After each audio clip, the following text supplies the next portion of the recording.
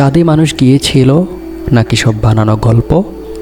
ষড়যন্ত্র। 1969 সালের 20 জুলাই পৃথিবীর কোটি মানুষ টিভি স্ক্রিনে দেখেছিল একজন মানুষ প্রথমবারের মতো পা রাখছে চাঁদের বুকে।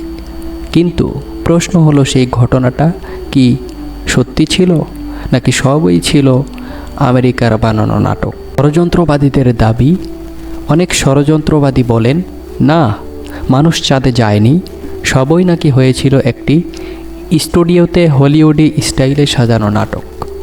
তাদের দাবি, চাঁদের ছবিতে তারা নাড়িয়ে যাচ্ছে না।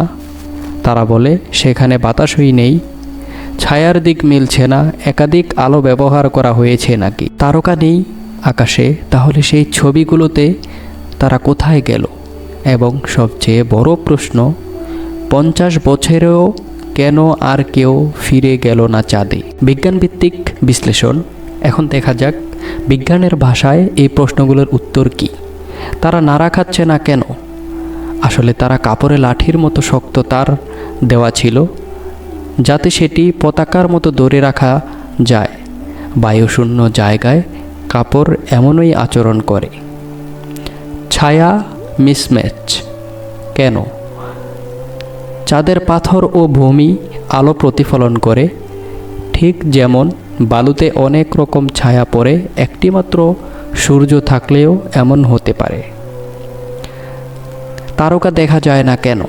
আসলে চাঁদে সূর্যের আলো এত উজ্জ্বল ছিল যে ক্যামেরার এক্সপোজার তারাদের তুলনায় অনেক কম ছিল, তাই তারা ধরা পড়েনি।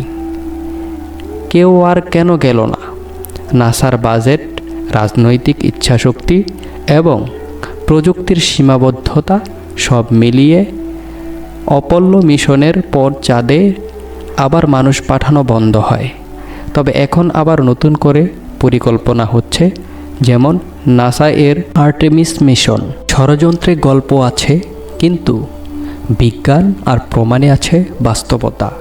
অ্যাপোলো 11 মিশনের সব ডেটা, চাঁদ থেকে আনা পাথর, চাঁদের পৃষ্ঠে এখনও থাকা রিফ্লেক্টর, সবই বলে দেয় মানুষ সত্যিই চাঁদে গিয়েছিল। আপনার কি মতামত? আপনি কি বিশ্বাস করেন? কমেন্টে জানাতে অবশ্যই ভুলবেন না।